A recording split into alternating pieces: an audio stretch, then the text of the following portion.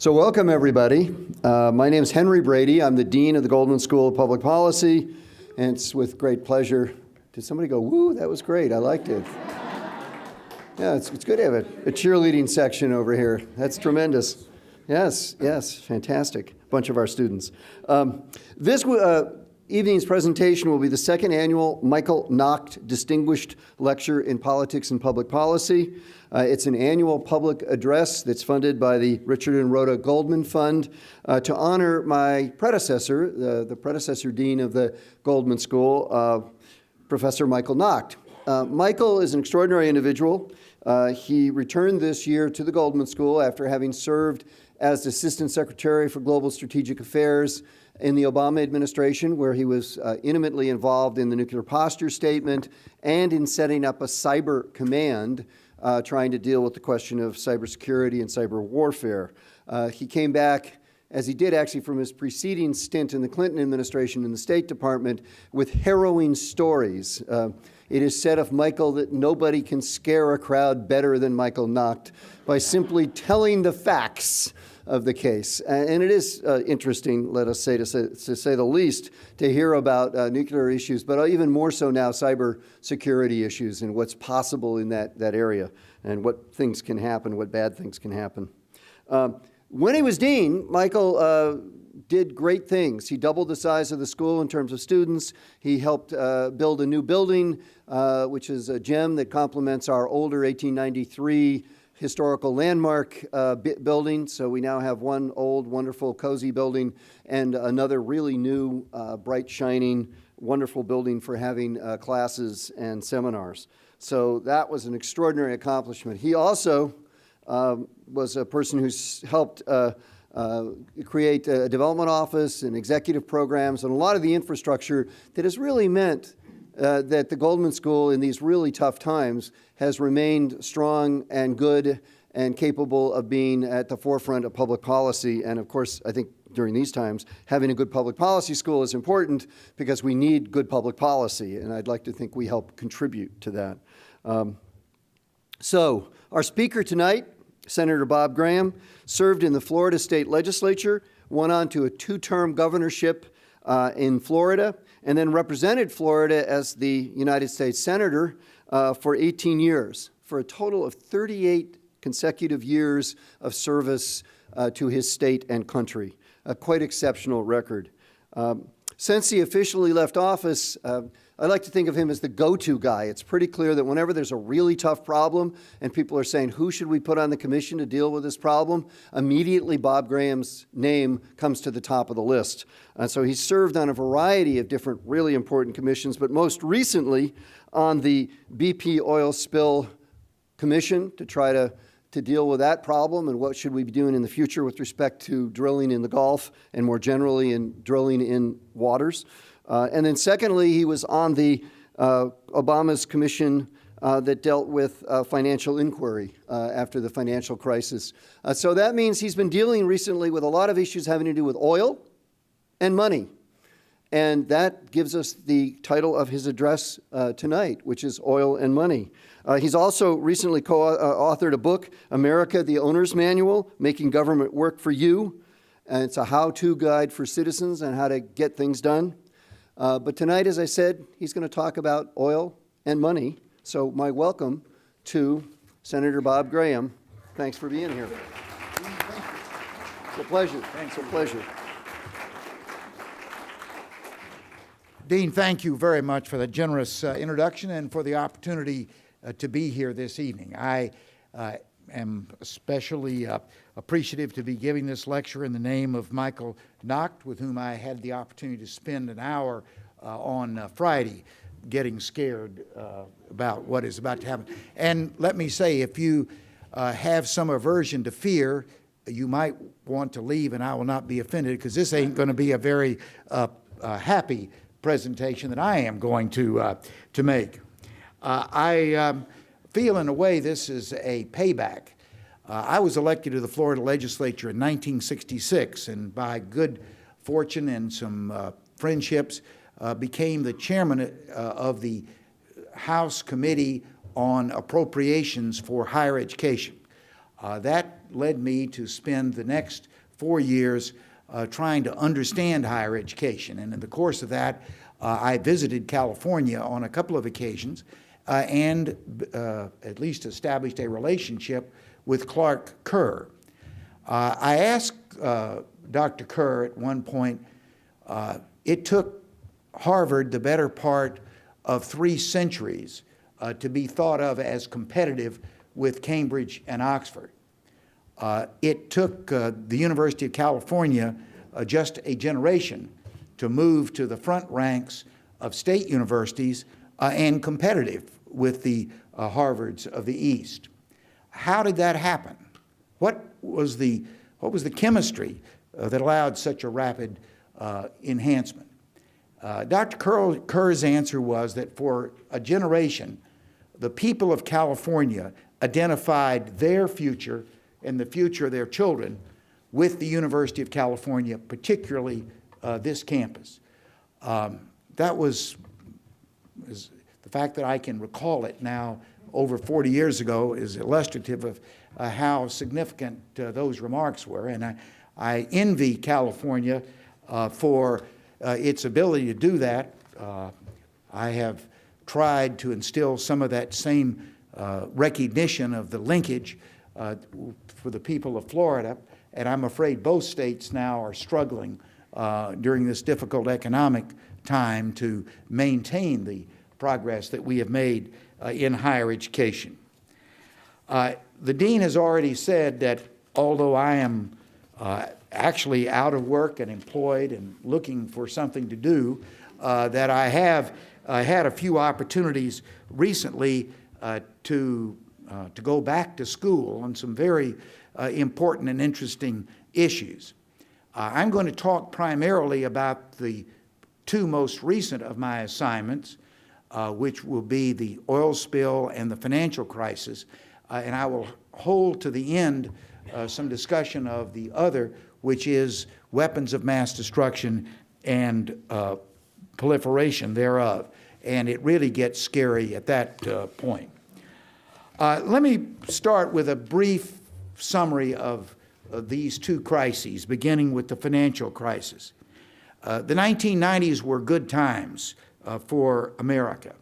We had assimilated or would assimilate crises such as the Latin American and Asian financial crises and the dot-com bust. The world was awash in money and saw the United States as the safest place to put it. In the United States, the last 2 years of the 1990s, we actually ran, for the first time since Lyndon Johnson's administration, a surplus in the federal treasury. The United States, many prominent economists declared that we had learned the lesson of the Depression and that we were free from the threat that we might have another economic crisis. Alan Greenspan, the chairman of the Federal Reserve Board, said that markets are self-regulating and the role of government is to basically stay out of the way. But there were a few nagging problems as we got into the first decade of the 21st century. One of those was an increasing gap in income. We'd reached the point where the top 5% of Americans controlled about 66% of all the wealth in the country, and the bottom 80% of Americans controlled 13% of the wealth. We had not known such disparities in income since a rather ominous year, 1929. At the level of the middle-class working American family, they had seen a decade of stagnation in real income growth. There were some increasingly darker clouds. Price of housing was rapidly increasing. It led to the belief that your home was your ATM machine. In 2005, there were more home mortgages granted to refinance an existing home, to take equity out of a house you already own, than mortgages for new homes. The mortgage market was the initial starting point of the contagion that has led to the current recession. Lending standards began to collapse. A word that in the past would have been thought of as pejorative, liar's loan, became the expectation that people weren't really expected to put down on their application what their real capacity was, because everybody knew that the house would be worth 10 or 15 or 20% more a year from now, and therefore whatever their ability to pay, there was going to be sufficient equity to cover it. There were new financial instruments being developed, things like synthetic collateralized debt obligations, which were expanding the customer base for mortgages to a global market. It's interesting that some of the first signs of our mortgage crisis showed up in German banks who had purchased a lot of these very sophisticated documents, and we're seeing them begin to go south. The regulators noted the fact that there was an overheated housing market, but chose not to do anything about it. And then tragedy struck. It was a three-tiered tragedy, starting from mortgages, which in the summer of 2006, housing prices began to decline, and a larger and larger number of Americans fell into foreclosure. There are some regions in my state where 1 out of every 7 homes is in some stage of foreclosure. The foreclosures were also, or the documents that backed up those weak mortgages, on the balance sheets of some of our largest banks. And so what had started out as a housing mortgage financial crisis became a general financial crisis, as some of the most significant institutions in America, many of which had engaged in lending practices which were at levels of 30 to 40 to 1 leverage, they fell into difficulty. And their response was largely self-protective. They hoarded money, including the money that the federal government would give them shortly thereafter as part of the TARP program, and they used it to rebuild their own balance sheets, and in some cases to finance mergers, think Wachovia and Wells Fargo, and were not lending into the general economy, and that's thus causing the third tier, which was a general economic collapse, the worst collapse that America had experienced since the 1930s. Well, does that make you feel uplifted and inspired? Now let's turn to the second tragedy, the oil spill. The United States has been involved in offshore oil drilling for most of the 20th century. In fact, the first drilling was done off Santa Barbara here in California. But by the end of World War II, the focus of attention had shifted to the Gulf. The Gulf was found to be a series of rich deposits, relatively easily accessible. The first was drilled in 1938. Then there was a cessation during World War II, but it came back with abandon after World War II, when there have been some 44,000 drilling sites in shallow waters in the Gulf of Mexico. Shallow waters being defined as 1,000 feet or less. Those were relatively easy to do, safe. They'd been done multiple times. It was considered to be almost a no-risk business. And out of that, and out of the culture of the wildcatter, the fellow who used to go out with little money, a few tools, but a lot of optimism, and to find an oil field, that attitude transferred to the Gulf and created what is referred to as the culture of complacency as it relates to safety. Those good times were reinforced by the fact that oil prices were steadily climbing In 1991, a barrel of oil could be bought for less than $20. Today, as we know, it's over $100. There was an increasing sophistication in the industry. The industry used to be very hierarchical. That is, the same company controlled virtually every step of the process. As the industry began to move into deeper and deeper waters and more complex circumstances, it became more of an outsourced operation. As an example, every oil company, or at least every major oil company, used to have its own capability to test cement. And I'll mention in a few moments why that's so important. Today, only one company, Chevron, has retained that. All the other big companies have outsourced that largely to one company, Halliburton. Today, we've become increasingly dependent on that offshore drilling. About a third of our domestic oil today comes from an offshore site, primarily in the Gulf of Mexico, and that percentage is rapidly growing. So in the 1990s and the first decade of the 21st century, life was good in the oil patch. Then disaster struck. April 20th, 2010, the largest man-made environmental disaster in the nation's history occurred at a drilling site 50 miles south of New Orleans called the Macondo. Macondo was being drilled by BP. BP is one of the 6 largest oil companies in the world, but it is the outlier.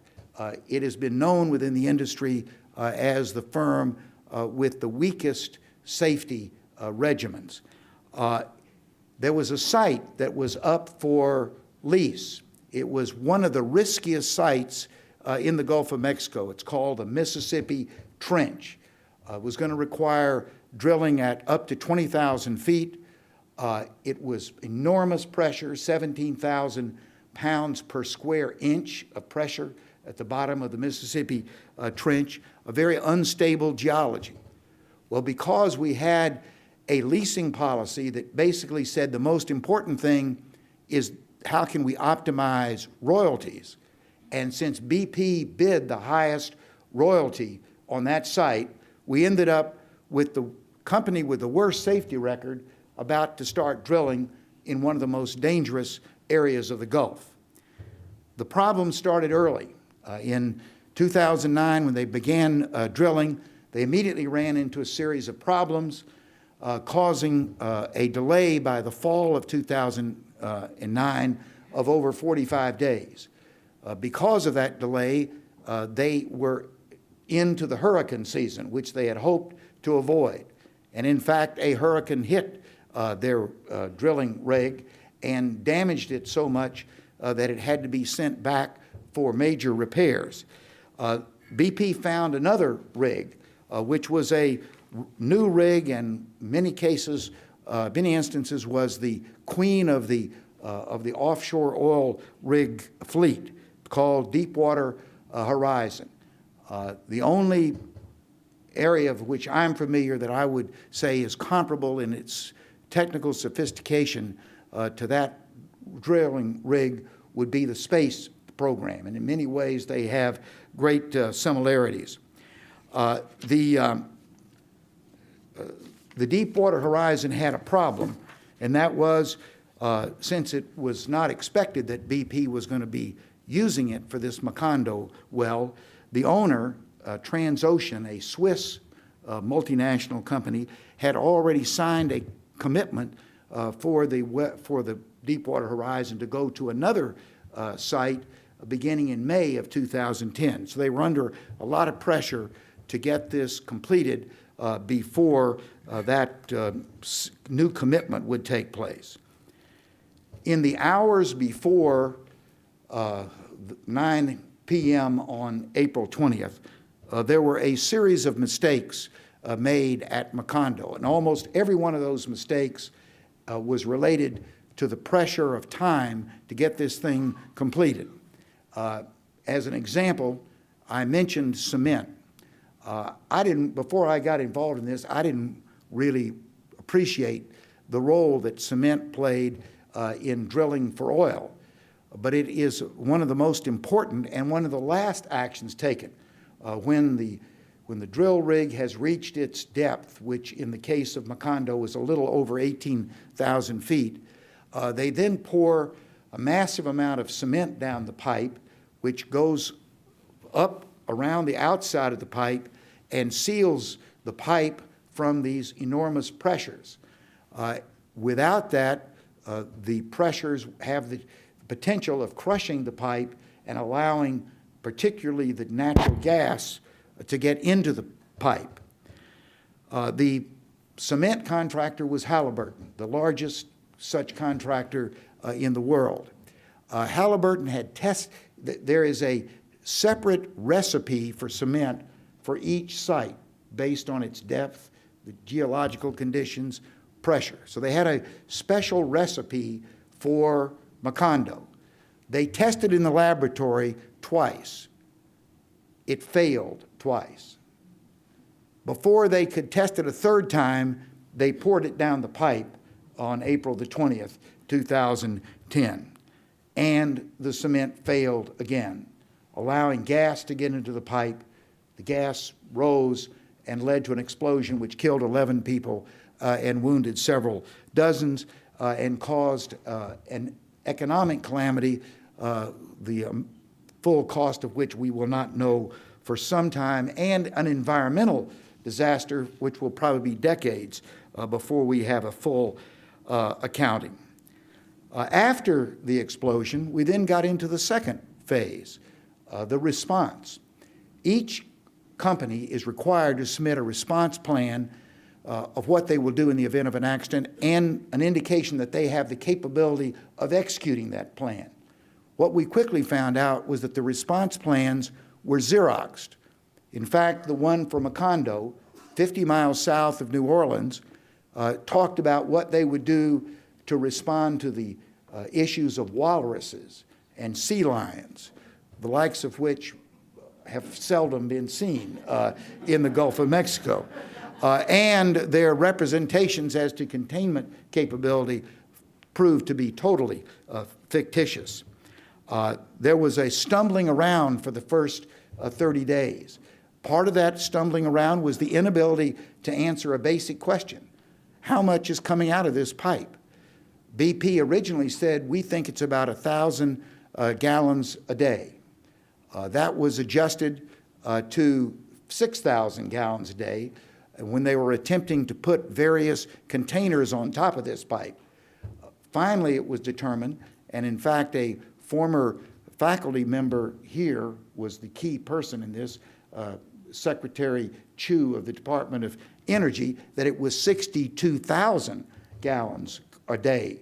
And therefore, all of these early efforts were doomed to failure because they were so out of scale with the severity of the problem. Finally, with the good work of people like Dr. Chu and many scientists from our national laboratories, it was possible to put a cap, and some 100 days after the event, it was finally brought under control. As I served on these two commissions, and we frequently were meeting almost simultaneously, it became clear to me that there were some important similarities between oil and money. One of those is that both of these events, the financial crisis and the oil spill, were avoidable. These were not acts of nature. They were not the normal business cycle recurring. They were events that were man-made failures. Second, that it was a case in which the offense had overrun the defense. In the case of oil, they'd been drilling for a long time in shallow waters, and there was an assumption that if we can develop the technology, we can move seamlessly into these deeper waters. And there was a tremendous incentive to do that. The typical shallow water well produces about 500 barrels of oil a day. Some of these fields that are now being found in Deepwater, and this is not a partisan label, this is the industry label, that are referred to as elephants. And some of those elephants will produce 100,000 barrels of oil a day.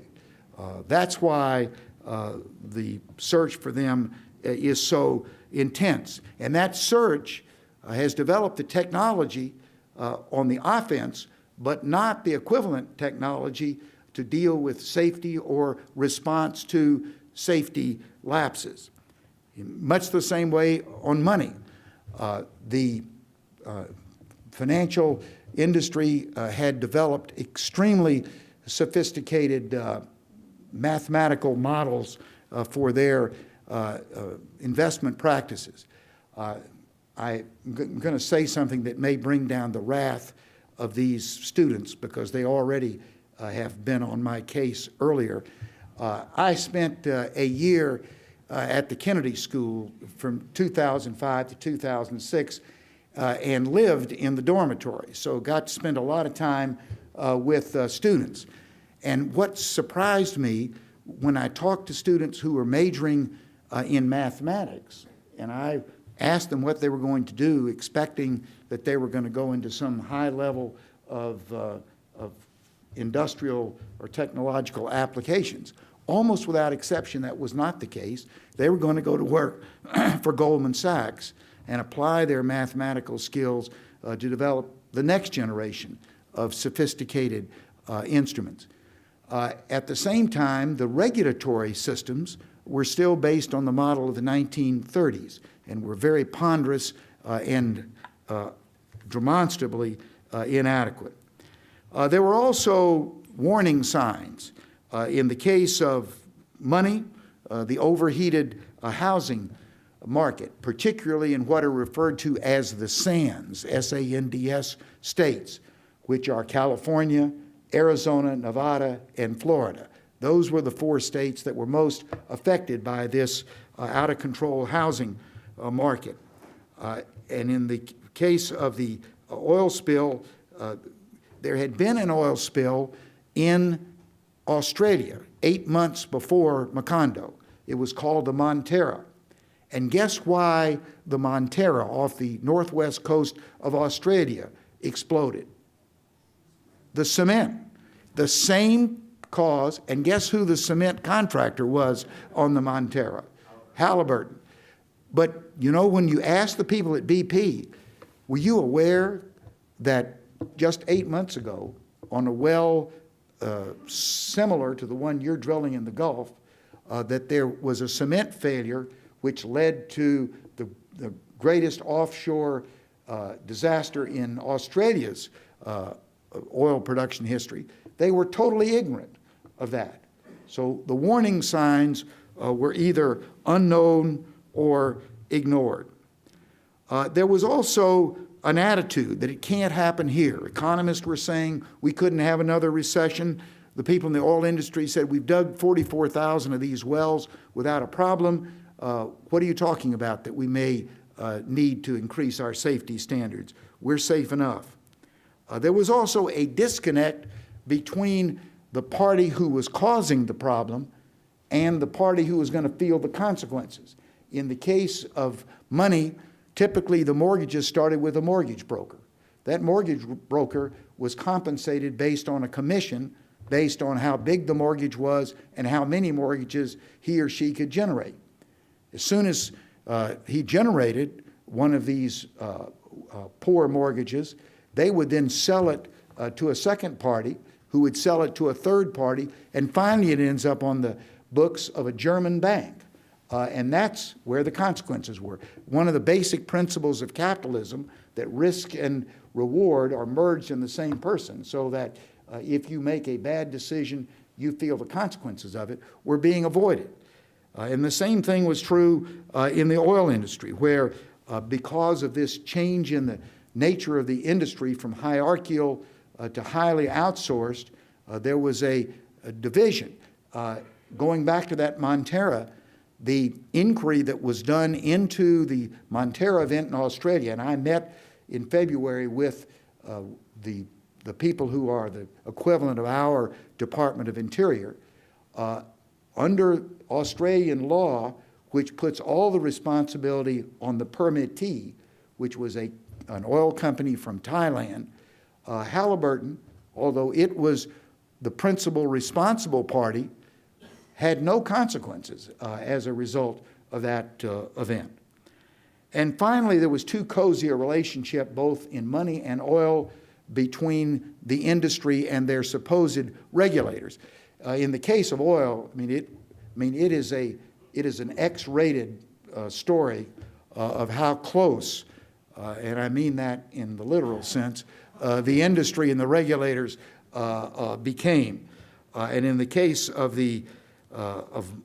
money, there was no comparable increase in the capabilities of the oversight regulators, whether they were the Federal Reserve Board, the SEC, the controller of the currency, or whoever was responsible, and the size and complexity of what they were supposed to be regulating.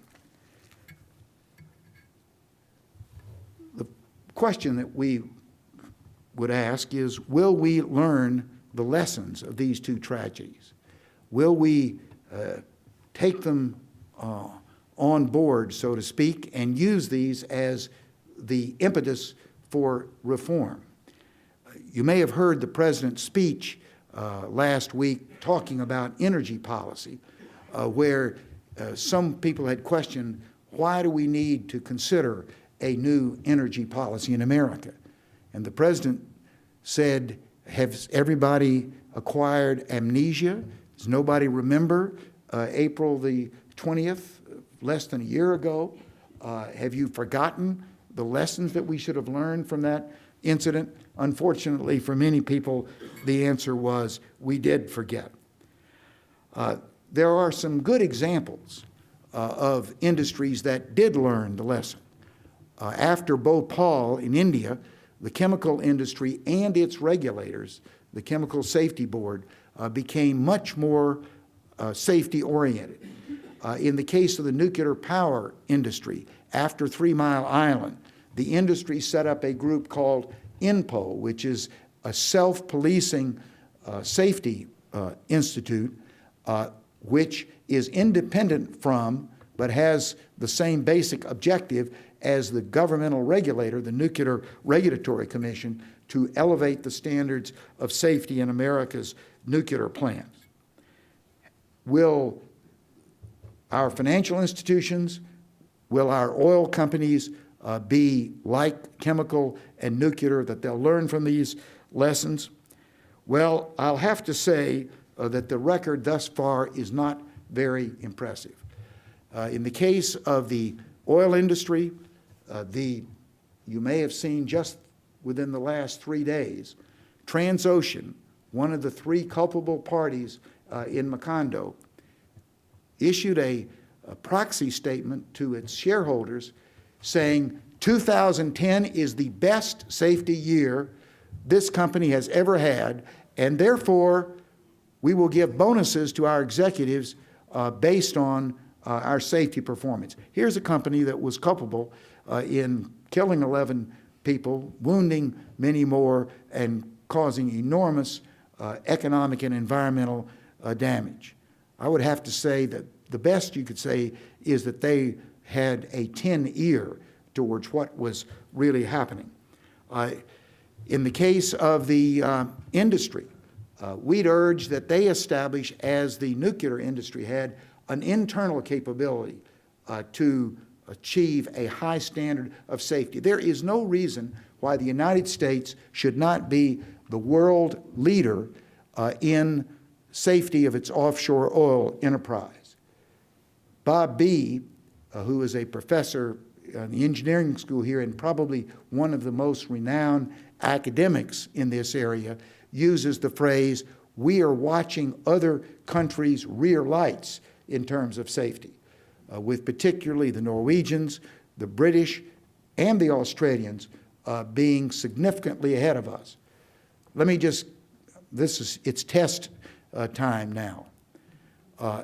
One of the things we found out was there's very little comparability in accident reporting in the global oil industry. So you read the number of accidents, for instance, that have occurred in the North Sea, and you read the number that have occurred in the Gulf, and you would say, boy, the Gulf must really be doing the job on safety because they have so many fewer accidents. Well, what we found out is it wasn't that we were having fewer accidents, we were having fewer reported accidents. Now, the one area where you can't fudge very much is in fatalities. I mean, there is a dead body somewhere. You can count those. What do you think the relationship? Some of you may have been on the coast of Scotland or Norway and experienced the North Sea. It's a pretty bitter environment. The Gulf of Mexico, except for hurricanes, is a fairly benign environment. What do you think the ratio of fatalities per 100 million hours worked is between the North Sea and the Gulf of Mexico? Well, the answer is it's 5 to 1, not on our side. 5 persons killed in the Gulf for every 1 person killed in the North Sea. That is an outrageous and totally unacceptable statistic. And yet the industry has refused to date to set up a comparable operation to that which nuclear power has done. And in terms of Congress, Congress is driven by the phrase, drill, baby, drill. And the most significant legislation that has a chance of passage has been introduced will actually contribute to less safety by reducing the time that the regulators have to review permits and determine if, for instance, the response plan is reasonable and if the company has the capability to carry out the response plan. So I would say that it's been a rather disappointing effort thus far as it relates to oil, and it's not much better as it relates to money. There was the Dodd-Frank bill, which passed the Congress about 18 months ago, which was an important piece of legislation, generally ascribed to be the most significant financial reform since the 1930s. But already it's being picked apart, particularly in the House of Representatives, by threats to cut the funding of the institutions such as the Federal Reserve, which are supposed to be carrying out these new standards. So have we learned the lesson? Not very evident thus far. What are some of the policy implications of this? I would say there are primarily 3. One is an obvious one, and that is that we have not repealed human nature. The Greeks had it right.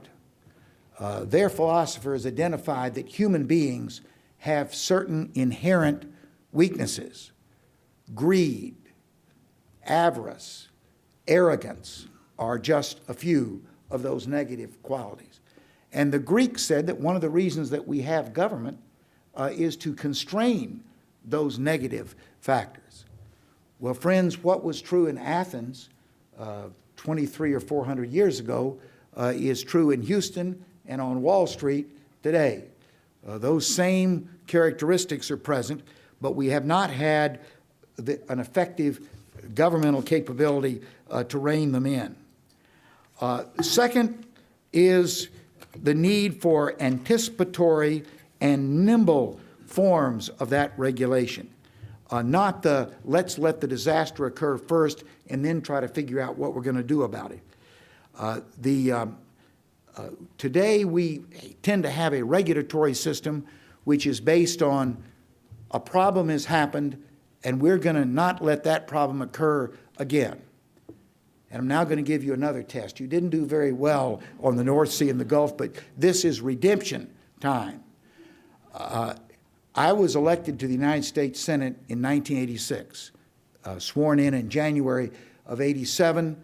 A few days after I was sworn in, a representative from the Secretary of the Senate's office comes to tell me about all the stuff that I'm going to be provided.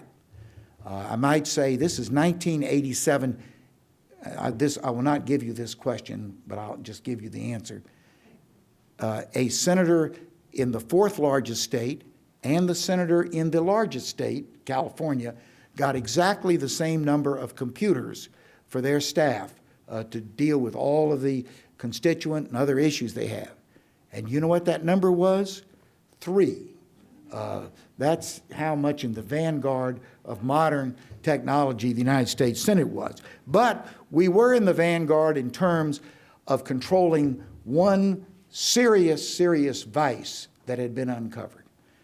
The man from the Secretary of the Senate's office told me that I was going to have to sign a piece of paper assuming personal responsibility for one item and one item only in my office, and if it wasn't there when I left or if it was damaged, I would have to pay the federal government for the cost. What do you think that one item was?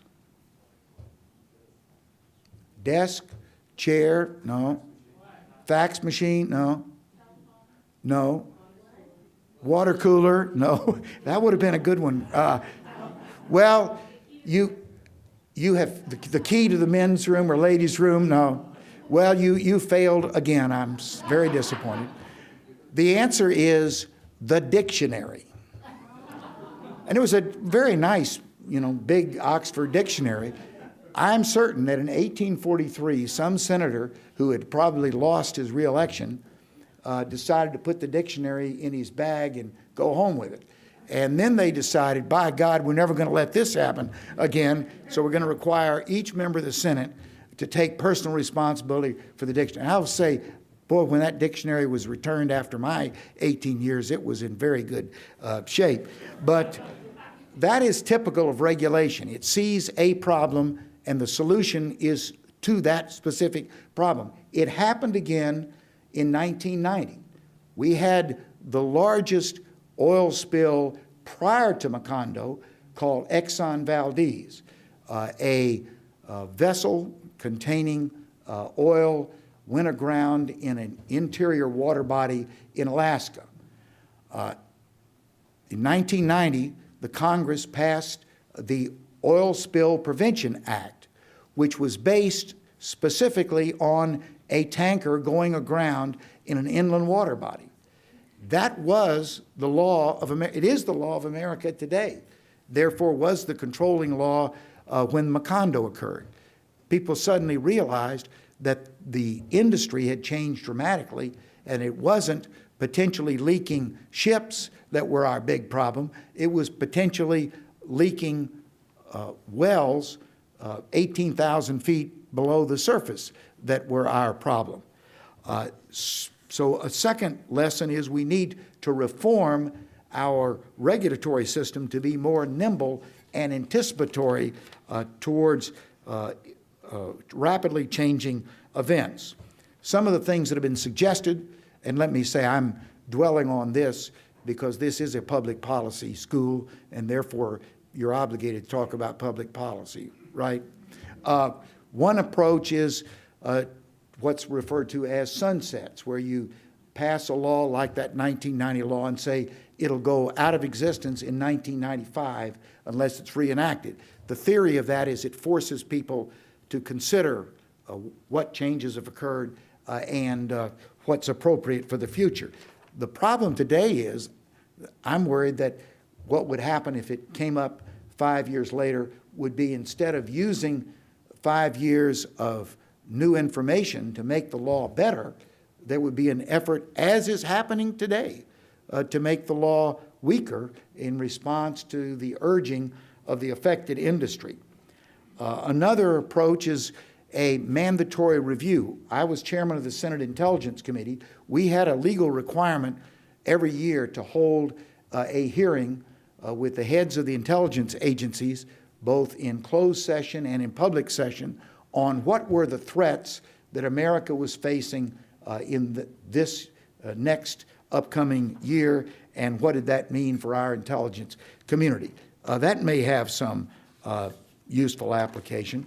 There used to be in Congress a Congressional Office of Science and Technology, and it was to be the place that Congress would turn if it had a difficult science-based problem. Unfortunately, when a soon-to-be presidential candidate became Speaker of the House of Representatives in 1994. I'm not going to name who that person was. They abolished the Congressional Office of Science and Technology. So now, if you were a member of Congress and you wanted to ask the question, what should we be doing to more appropriately regulate our offshore oil industry or our financial industry, to the extent that it involved a science or technical answer, you wouldn't have a place to get it. So those are some of the public policy issues and potential responses. I mentioned that I was going to withhold the issue of weapons of mass destruction until later. Well, later is now. The one thing that most distinguishes the WMD problem from oil and money is it hasn't happened. We've had a financial crisis. We've had an environmental disaster with great human toll. What we haven't had is a terrorist using a weapon of mass destruction. The Weapons of Mass Destruction Commission that I chaired in 2008 and 2009, which contained some of the most eminent people in the country on that subject, came to 3 judgments. One was that we were becoming less safe against a terrorist use of a WMD. And that was based on a number of factors, including that access, particularly on the biological side, was so much easier today than it had been in the past, and that the terrorist organizations, particularly Hezbollah and Al-Qaeda, had gained more capabilities to use them. Second, we found that it was better than a 50-50 prospect that there will be a weapon of mass destruction used by a terrorist someplace on Earth before the end of the year 2013. And third, that it was more likely that that would be a biological rather than a nuclear device. The question is, will we wait until we have yet another disaster before we take the steps that are available to us now to reduce that percentage, at least to make the United States the part of the world that is the least vulnerable to a weapon of mass destruction attack? So the question now before us, friends, is we have had the tragedy of money, we've had the tragedy of oil. Are we going to have to relive those tragedies with a tragedy of a weapon of mass destruction? I hope that we'll be wise enough to avoid that. Thank you.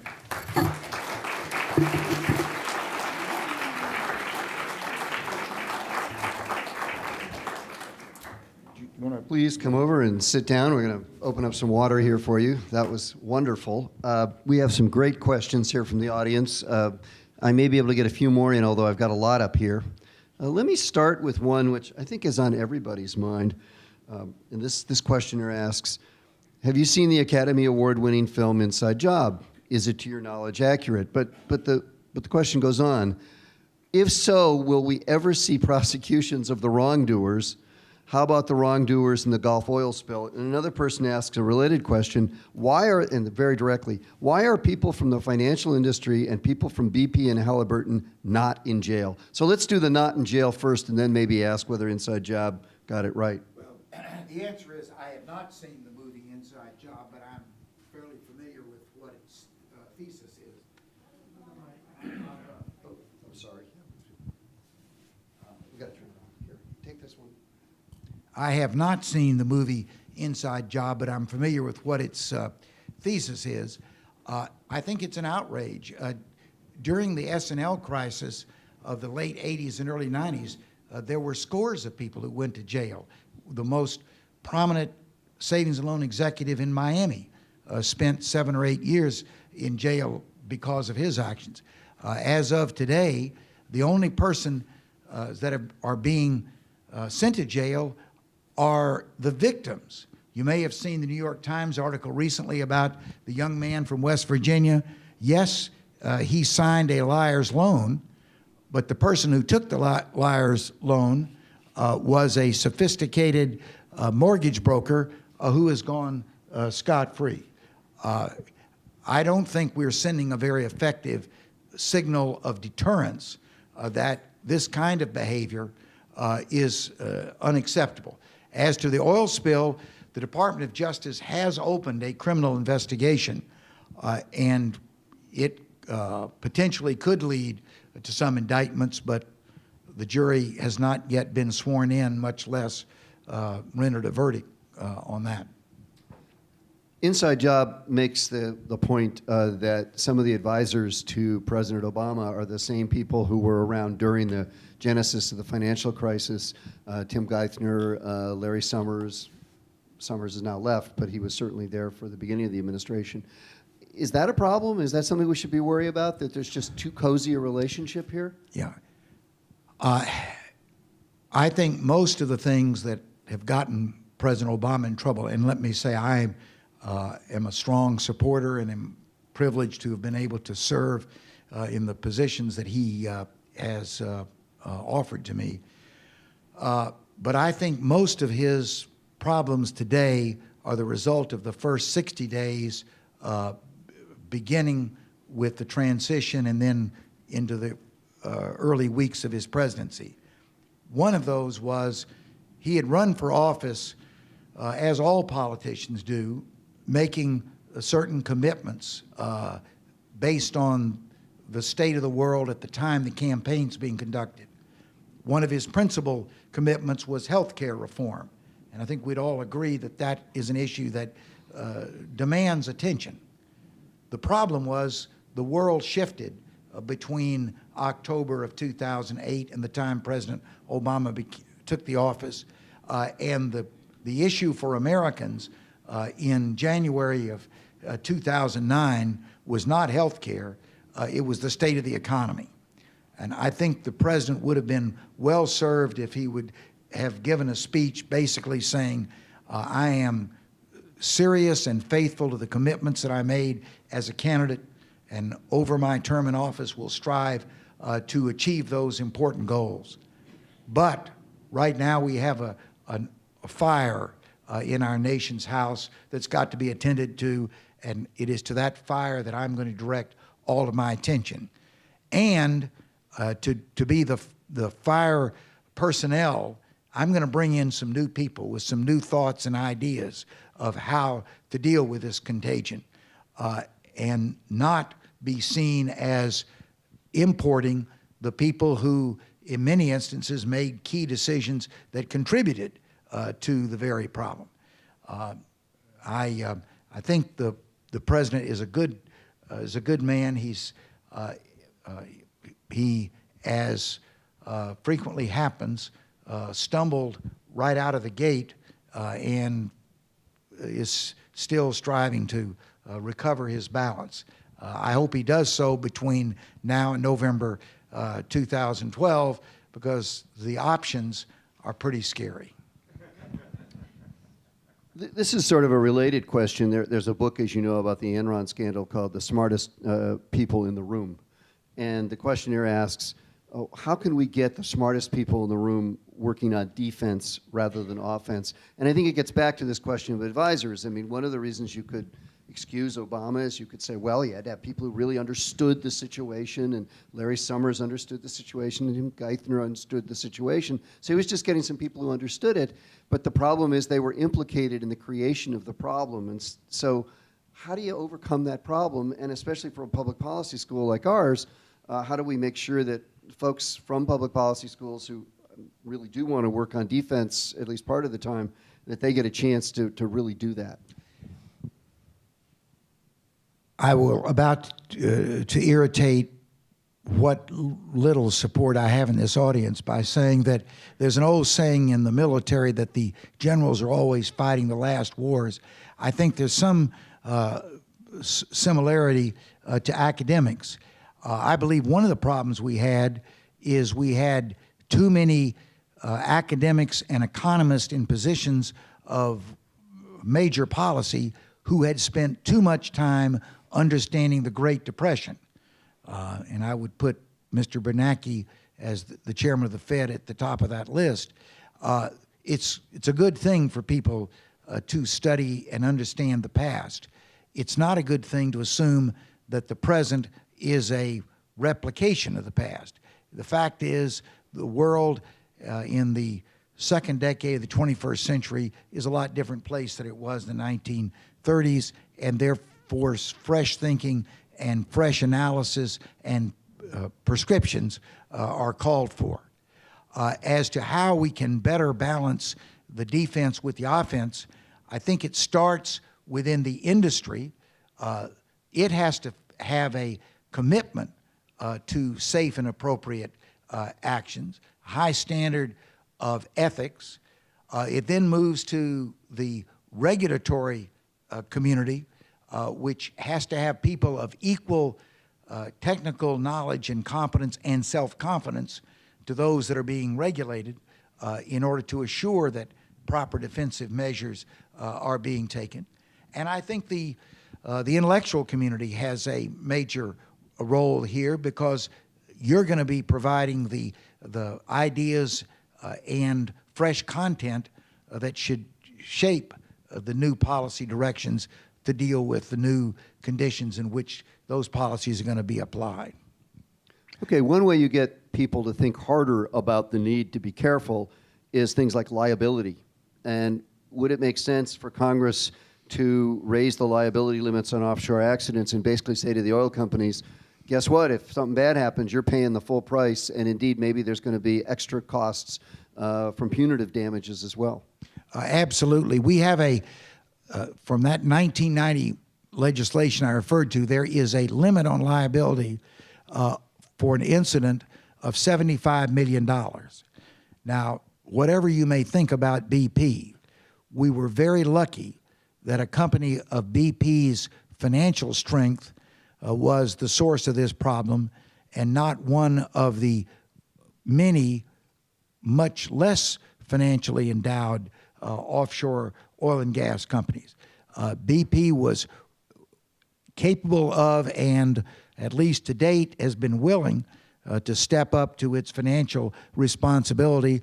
Will probably, before the day is over, have spent some $50 to $60 billion on this incident, obviously dramatically expunging that $75 million limit. Our commission recommended that the limit should be raised. There's some lack of common position on what it should be raised to. The counter argument is that if you raise it too much, you're going to close the field of those who can compete to just about a half dozen major companies, and there are scores of smaller companies that are in fact today an important part of this industry.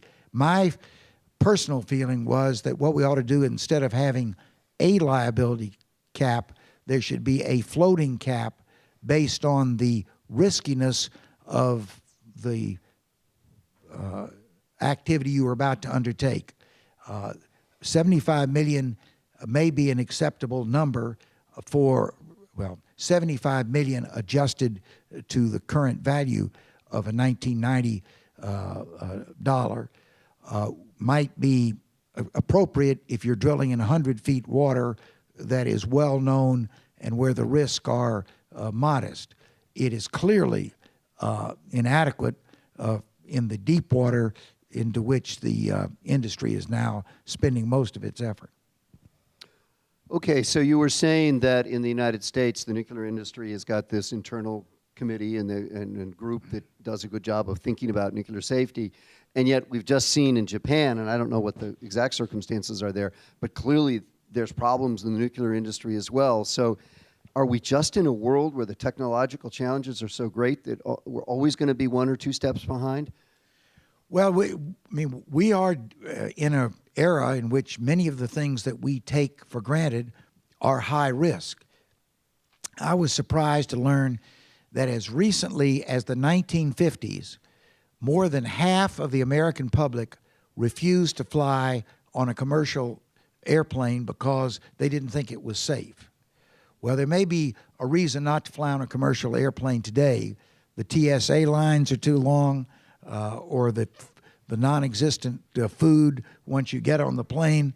But most people would not put safety as a primary reason not to fly. And that's the result of an industry which has put a lot of emphasis on the defensive side to assure their customer base that they can do this with an acceptable level, not 100% as witnessed this week with the Southwest airplane that opened its roof to the sky, but acceptable. And I think we're going to have to live with that degree of incremental risk in offshore oil, in financial, in nuclear, and in many other areas of our life. But you think we can do better? You think that... I think, well, I certainly I mean, think, I hear optimism. I heard tremendous worry about these problems, but then I detected a hint of optimism. But I must say, I walk away going, oh my gosh, human folly is so deep and so profound, we're just going to keep having problem after problem. well, one way to test your optimism or pessimism is to ask, is there anybody else who's doing it better than you are? And by doing it better, are they having better outcomes? And the answer is, in terms of the offshore oil industry, absolutely yes. As I mentioned, that statistic that there are 1/5 less fatalities in a much more difficult environment in the North Sea than we're experiencing in the Gulf of Mexico. Our commission urged that many of the safety steps that have contributed to that safer North Sea be adopted by our industry. As I indicated, thus far, both the industry and the Congress have been reluctant to move in that direction. In terms of the financial area, I mentioned Australia. While I was there, I also met with their primary financial regulators, and they had almost an untouched experience during this financial crisis. Now, there were some things that were unrelated to the financial crisis that helped, such as China emerging as such a major customer for the things that Australia sells, which are minerals like coal and uranium and copper. It also is the fact that Australia went into the crisis in a surplus position. If we'd been in the same shape in 2009 as we were in 1999, running large surpluses, we would have weathered the financial crisis a lot better than we did.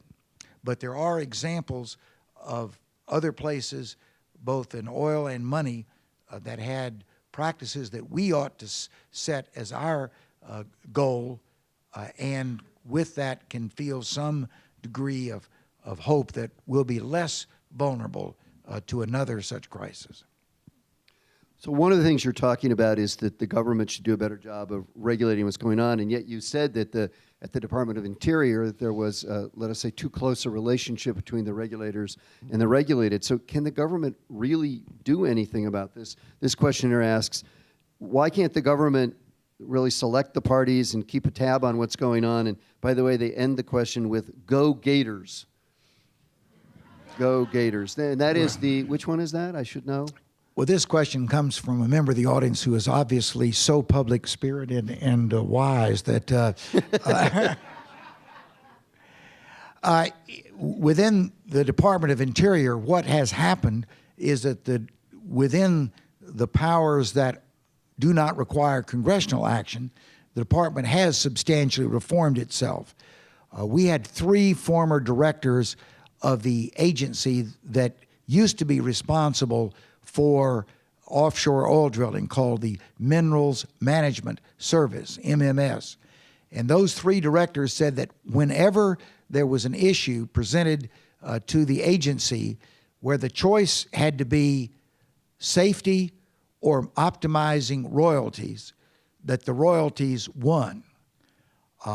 One of the things that has now happened is that those two activities, collecting the money and safety, are in two different agencies within the Department of Interior, which report to two different assistant secretaries as a means of trying to maintain a wall between them. We recommended that the safety unit be treated much like the FBI. The FBI is an agency within the Department of Justice. But going back to its J. Edgar Hoover days when it was considered to be a rogue outfit, the Congress gave it a considerable amount of independence from the Department of Justice. For instance, the director of the FBI does not serve at the pleasure of the Attorney General or the President. The director of the FBI serves a 10-year term. The theory behind that is that they will be less susceptible to political pressure if they know that their job is not at risk if they don't comply with that pressure. We recommended that many of those same standards to maintain political insulation and independence be provided for the safety unit within the Department of Interior. That will require congressional action, which to date has not been forthcoming. How much would increased safety standards increase the price of oil at the pump? Is it really worth doing the kinds of things that you're proposing, or is it just going to further increase gas prices? Well, that's the argument that you hear on the other side, as if any minor tinkering with safety will drive up an already high gasoline price. The fact is that gasoline is a global commodity, and it sells on a global basis based on supply and demand. And the main thing that are driving the prices of oil have nothing to do with the United States. They have everything to do with China and India, which are rapidly industrializing, rapidly adding to their demand for all the sources of energy, including petroleum. There is one other contributing factor, which I think is important for the United States to understand, and that is oil is not an infinite commodity. It is finite. I spent yesterday in Mexico City. One of the things that our commission recommended is that Mexico and the United States should have more collaboration on safety in our shared Gulf of Mexico. But while I was there, I learned some things that were surprising. One was that Mexico has been totally self-sufficient in petroleum, does not import any petroleum, does import some natural gas. Number two, that its production of petroleum has been declining over the last several years, and unless something happens, they are looking at a date early in the next decade in which they will have depleted their petroleum resources. That's one of the reasons that they are so interested in doing what we've already done, and that is move their offshore activities further and further into deeper and more riskier situations. Now, what's the relevance of that to the United States? If you take the proven oil reserves of the world and the proven oil reserves of the United States, you'll find this, that while the United States is using 22% of all that the world produces, we're sitting on top of less than 1.5% of the petroleum that is available worldwide. If you take that 1.5%, and if you went with the drill, baby, drill mantra, and we are using about 19 to 20 million barrels a day, and just divide our proven reserves by that number, we will be out of oil in the United States in about the year 2031.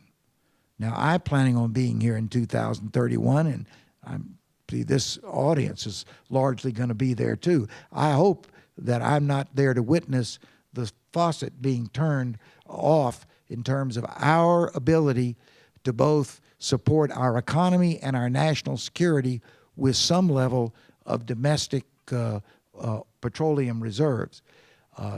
I think when we talk about an energy policy, there are many dimensions to it. One of them is how do we stretch that relatively small amount of petroleum that we still have as long as possible, particularly over the period that's going to be required to make a major cultural and economic transition from a petroleum-driven society to one that is driven by more sustainable sources of energy. But do we really have any choices? We're very highly dependent upon oil. We've got to import a lot of oil right now. That puts us at the mercy of events in the Middle East and around the world.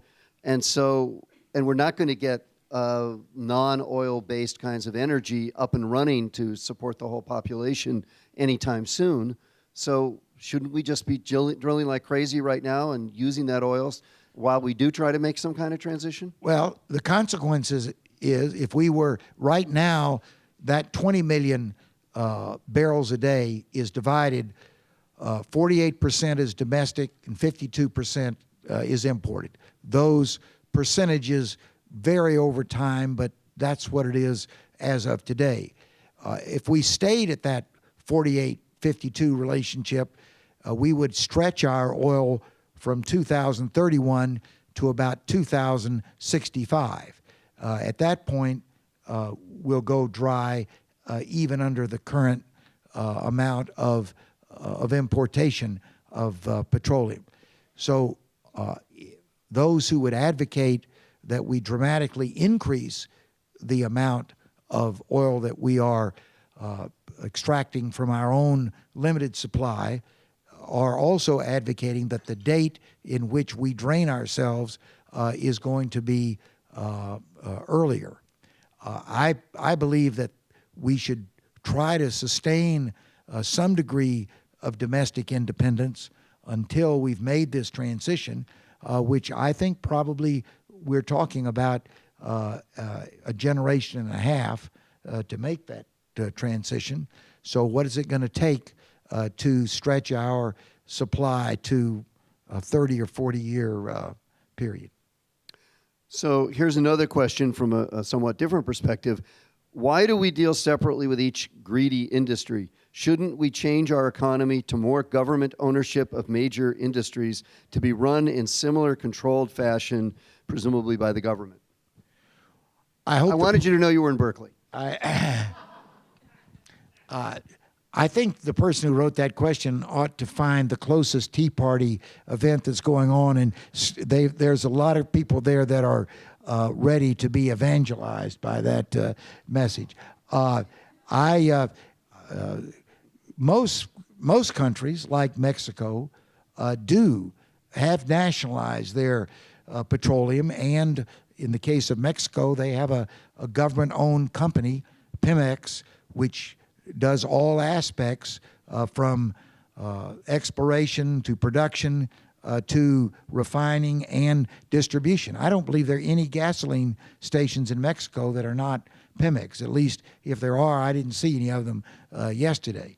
I think the United States of America is a long way from going to that level of government control. In fact, the tide is running in the opposite direction. And I would suggest that we ought to focus our pragmatic attention on how do you use the government authority that's still left as effectively as possible in order to provide some restraints on that arrogance, hubris, and greed that have a tendency to take over without some external controls. Can you say a bit about what kind of energy policy you'd like to see? Where should we be putting our efforts right now? What kinds of projects should we be encouraging? What kinds of energy should we be pushing for? I wish you'd asked that question about 60 days ago, and I would have given a great speech about the importance of expanding our nuclear capability. Japan has put a little bit of a dark cloud over that. I would say if there was one thing that we ought to be focused on, which is reasonable, is the non-petroleum automobile. While I was in Mexico, the Secretary of Interior was telling me about the fact that there is about to be a significant effort to change American trucks from gasoline or diesel fuel to natural gas. And he's optimistic that 10 years from now, a significant percentage of our commercial vehicles will be natural gas. The main challenge there is going to be one of setting up a distribution system rapidly enough that it will support our commercial vehicles being on natural gas. For domestic automobiles, which account for almost 70% of that 20 million barrels of petroleum that we use, is going to be a movement probably to electric vehicles.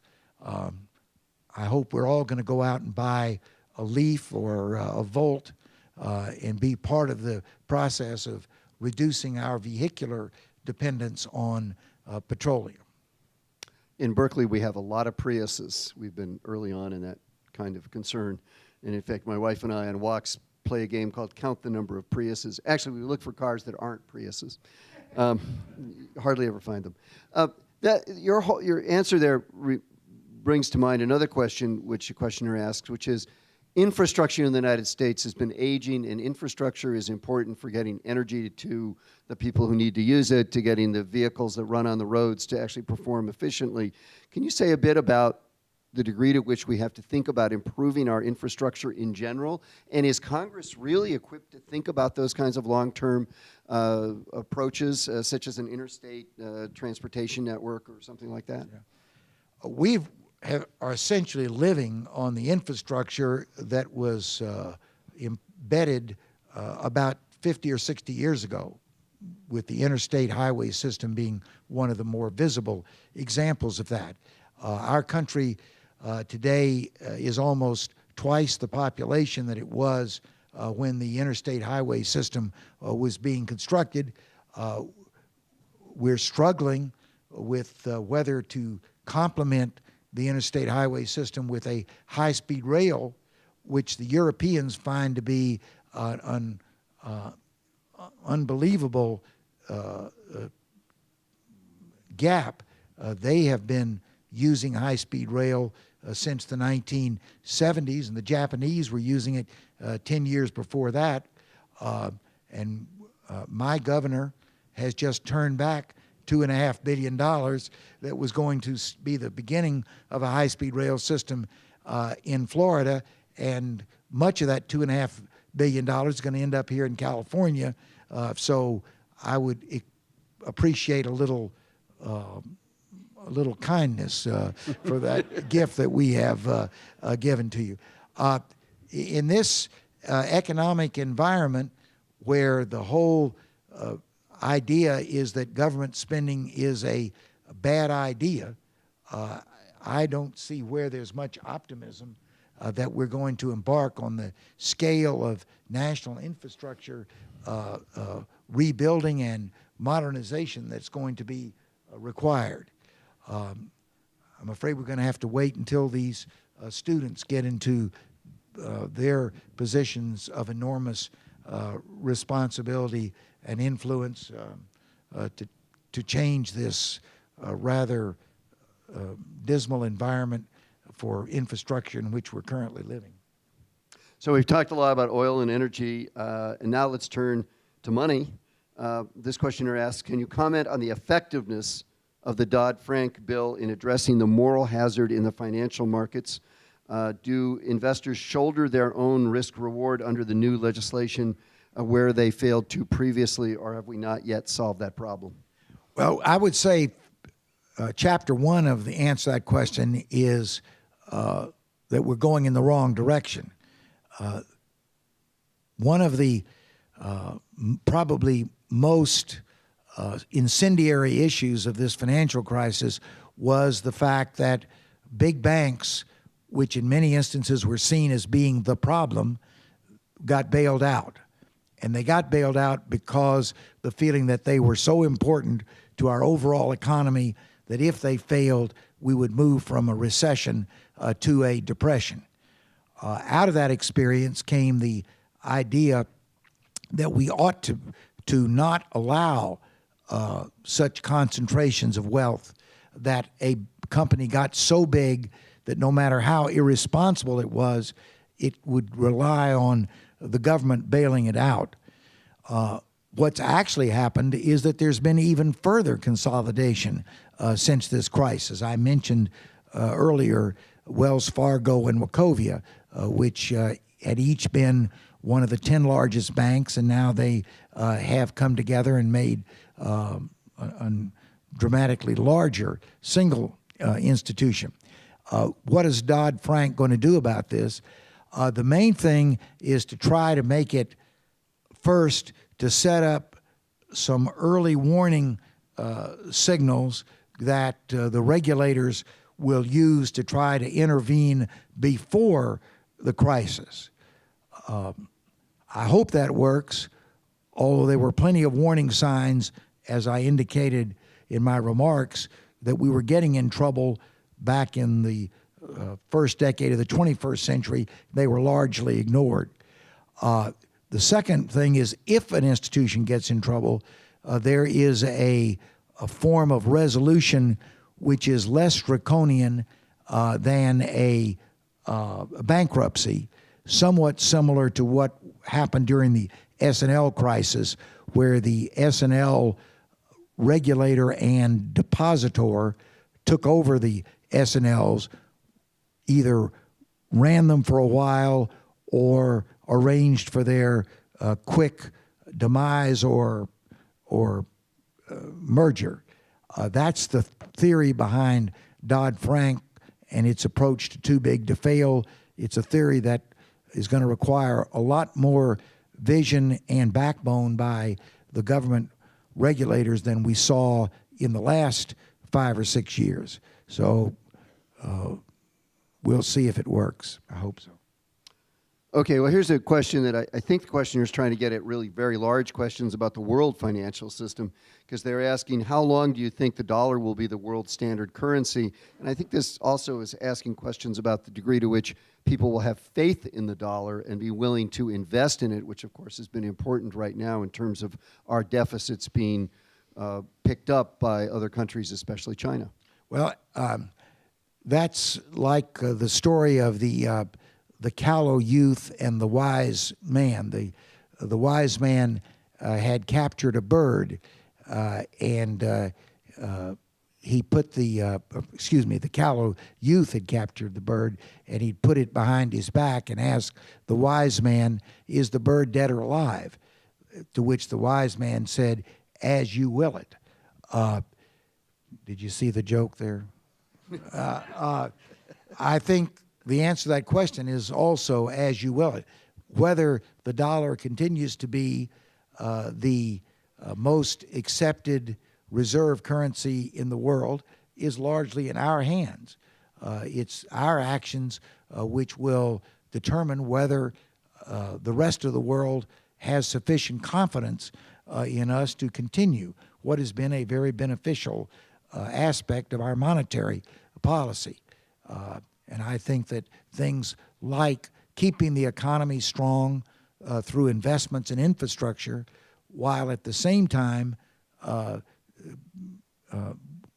getting back towards greater degree of overall fiscal discipline. I was on a radio show recently with another retired member of Congress who was beating up on Democrats for being so irresponsible. I said, hold on. In 2001, there was a major tax cut recommended by President Bush. I voted against it. How did you vote? I voted for it. In 2002, we voted to authorize a war in Iraq. I voted against it. How did you vote? I voted for it. In 2003, there was another round of tax cuts. I voted against it.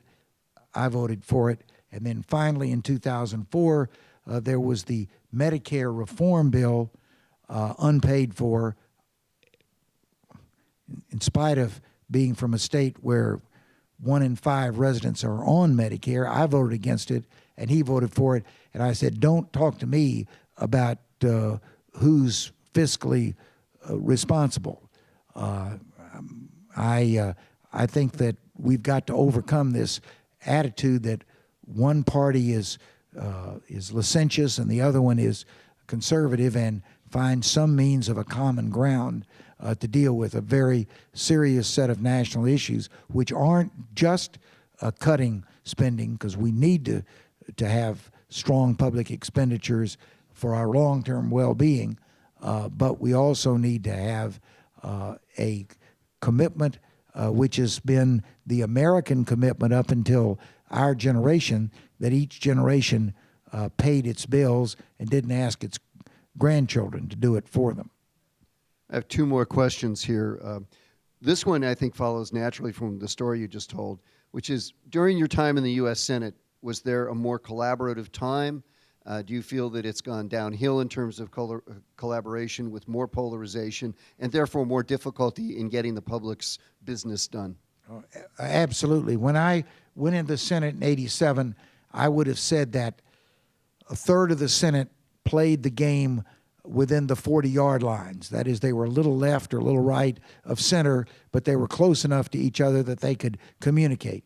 Today, that number is probably down to 15, with the exodus being into the end zones where you can't talk to each other. Now, there are a list of reasons why that degree of partisanship and gridlock has occurred, but it without question, it has occurred, and it's made it much more difficult to have a coherent national policy on some of these most important issues. So my final question goes in a different direction, and it's really trying to get at what can we do to get young people energized. And this person asks, should we have a national youth energy efficiency corps as an alternative to military service, or just even as a way that young people can get involved in trying to deal with the questions of energy efficiency? That might be an idea, but I think the problem is much more fundamental than that. I graduated from high school in 1955. When I graduated, I had taken 3 one-year courses in civics from the 7th to the 12th grade. And I was not an outlier. That was the national standard. My oldest granddaughter graduated from a public high school in Tallahassee, Florida in 2009. She had also taken the national standard of civics. That was 1 semester. We have, for 2 generations, we have given our young people the equivalent of 450 days less structured instruction about what it means to be a citizen in our democracy. They didn't take a course like Problems in Democracy, where you learned concepts such as reasoned compromise. They didn't take a course, as I did in the 12th grade, on the role of the citizen in democracy, where we learned the skills of being an effective participating citizen. While I would not put all of the blame for the current state of our democracy on that, I would put the principal share on the fact that we have given up educating our young people, and now our not so young people are carrying that deficit with them. And therefore we have a population that doesn't understand how democracy works, a population which increasingly is unwilling to be personally involved. And I commend those of you who are here tonight, because your very presence indicates your desire to be actively involved. And maybe the metaphor for this I saw in the Dulles airport, where there is a kiosk from which you can buy political memorabilia. In that kiosk, I saw a T-shirt, and the T-shirt had across the top, "I love America." In the middle, it had, "I hate its government." Well, when I say the Pledge of Allegiance, I think it says that the flag is stands for the Republic. So how can you love America, the flag and all of its symbols, and hate the very thing for which those symbols represent? So I think we've got a major challenge. One of the things that I'm spending a lot of my time on is a center at the University of Florida devoted to citizenship. Citizenship at the university itself and influencing citizenship throughout the state, beginning with that next generation that I hope will not go through the same shredding of exposure to citizenship that has happened to now 40 years of young Americans. And I would have to say that's why the Goldman School of Public Policy is so proud of what it does, because we're trying to make government better so that we can make America better and so that we can have a country that really performs well and solves problems, especially some of these really tough problems that you've talked to us about tonight, problems of oil and money. And I want to thank Senator Bob Graham for being with us here tonight.